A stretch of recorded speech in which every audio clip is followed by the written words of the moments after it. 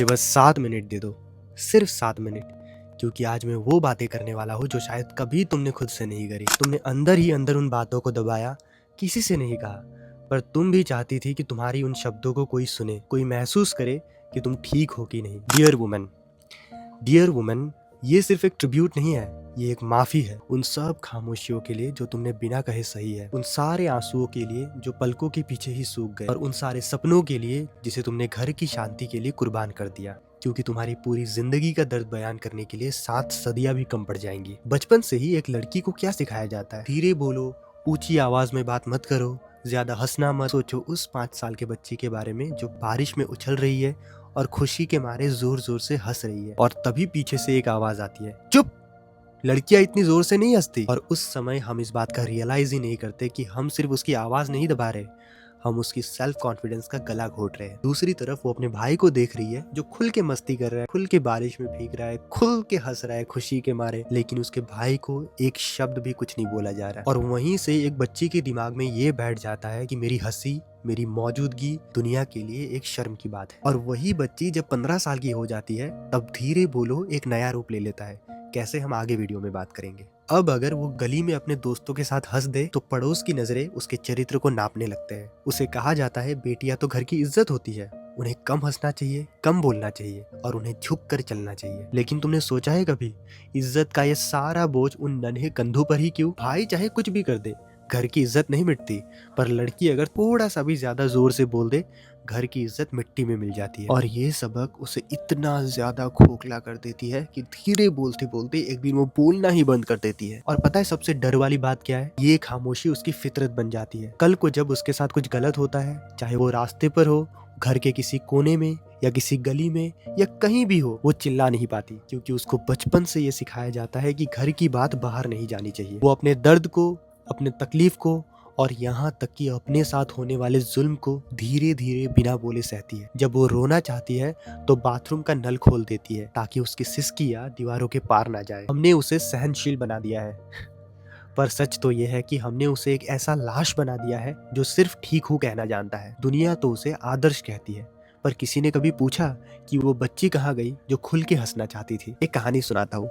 मेरे पड़ोस में एक औरत थी, मिसेस शर्मा। आज वो पूरे मोहल्ले के लिए शर्मा जी की पत्नी और चिंटू की मम्मी बन के रह गई है। लोग उन्हें तभी याद करते हैं जब उन्हें कोई रेसिपी की जरूरत हो या फिर उनका बच्चा रो रहा हो। पर क्या तुमको इसके पीछे की सच्चाई पता है? ये वही औरत है जो 20 साल पहले अपने कॉलेज की गोल्ड मेडलिस्ट थी। वो एक ऐसी पोएट थी जिसे सुनने के लिए लोग ऑडिटोरियम में भीड़ लगा देते थे। उसकी आवाज में वो जादू था कि पत्थर भी पिघल जाए। वो चाहती थी कि दुनिया उसकी नज़्मों को सुने, उसकी सोच को समझे, लेकिन शादी के पहले रात ही उन्हें उनका गोल्ड मेडल पीछे छोड़ने के लिए कह दिया गया। उन्हें ये कहा गया कि अब ये सब शौक घर पे अच्छे नहीं लगते, क्योंकि अब तुम घर की इज्जत हो। शादी हुई और धीरे धीरे उनकी नज़्में किचन के मसालों में कहीं खो गई। वो कलम जिसने कभी दर्द और इश्क की दास्तान लिखी थी, आज वो सिर्फ सब्जियों की लिस्ट लिखने में काम आता है। आज वो रोटियां बनाते वक्त धुएं में गुनगुनाती तो है, पर उनकी शायरी किसी डायरी में नहीं, सिर्फ उनके दिल के किसी कोने में कैद है। मैंने उन्हें एक दिन किचन में देखा। वो आटे से सने हाथों से अपनी पुरानी धूल भरी डायरी साफ कर रही थी। उनकी आंखों में फिर से वही चमक आई, लेकिन जैसे ही आवाज आई, खाना कितनी देर में बनेगा, वो चमक एक पल में डर और थकान में बदल गई। उन्होंने वो डायरी अपने अलमारी के सबसे निचले वाले हिस्से में फिर से छुपा दी, क्योंकि उस घर में उनकी शायरी की नहीं, उनकी सर्विस की कीमत है। हम अक्सर भूल जाते हैं कि वो जो हर वक्त घर संभालती है,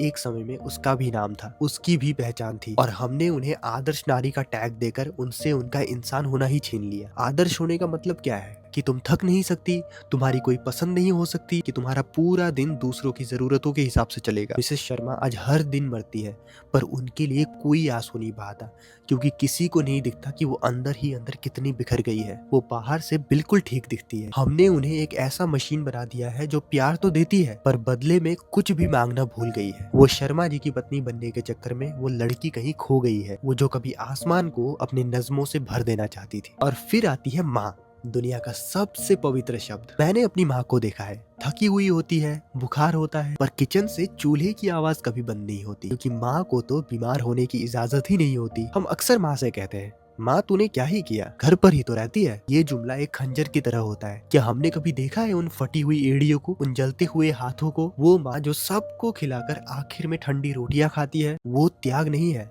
वो उसकी आदत बन गई है, क्योंकि हमने उसे कभी थैंक यू तक नहीं कहा। माँ के भी तो सपने थे ना, उसे भी तो घूमना था, पर उसने अपने सारे सपनों को एक पोटली में बंद करके हमारे तकिए के नीचे रख दिए ताकि हम सुकून से सो सके और बड़े सपने देख सके। और हमने उसकी कुर्बानी को ही फर्ज समझ लिया। डियर वुमेन, आज मैं तुमसे सिर्फ ये कहने आया हूँ कि बहुत हो गया। सदियों से तुम्हें सिखाया गया है कि तुम मोमबत्ती हो, कि तुम्हारा काम है खुद पिघलना ताकि दूसरों के अंधेरों में रोशनी हो सके। तुम्हें हमेशा से ये बताया गया कि तुम्हारी कुर्बानी ही तुम्हारी खूबसूरती है। पर आज मैं कहता हूँ खुद को मिटाना बंद करो। तुम कोई मोमबत्ती नहीं हो जो हवा के एक झोंके से बुझ जाए। तुम सूरज हो जो किसी के लिए पिघलता नहीं है। वो अपनी तपिश से, अपनी एनर्जी से पूरी दुनिया को जिंदा रखता है। याद रखना, अगर सूरज थक कर बुझ जाए तो पूरी कायनात में अंधेरा छा जाता है। तुम्हारा खुश रहना कोई सेल्फिशनेस नहीं है, ये इस घर की सबसे बड़ी जरूरत है। आज घर जाना और अपनी उस पुरानी अलमारी के सबसे पिछले कोने से वो डायरी बाहर निकालना। वो डायरी जिस पर अब धूल जम चुकी है, जिसके पन्नों में तुमने कभी अपने सपने छुपाए थे। अपनी उन दबी हुई ख्वाहिशों को फिर से जिंदा करो। अगर तुम्हें पेंटिंग करनी है तो उठाओ ब्रश,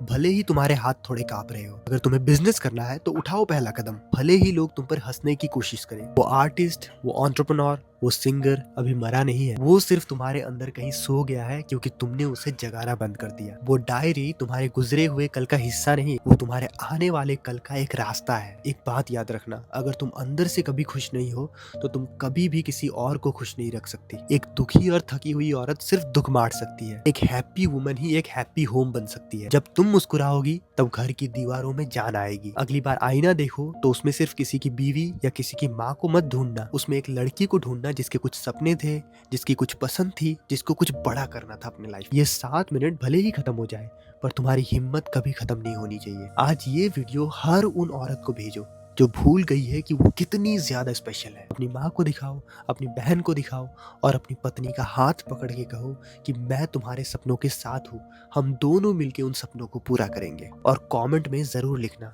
मैं अपने लिए जीऊंगी, क्योंकि तुम सिर्फ एक औरत नहीं हो, तुम कुदरत का सबसे खूबसूरत करिश्मा हो। अगर तुमको मेरी वीडियो अच्छी लगी तो इस चैनल को सब्सक्राइब कर लेना और नीचे लाइक का बटन दिख रहा होगा, लाइक कर लेना। इसे ज़्यादा से ज़्यादा शेयर कर देना और ऐसे अमेजिंग कंटेंट के लिए मेरे चैनल पे बने रहना।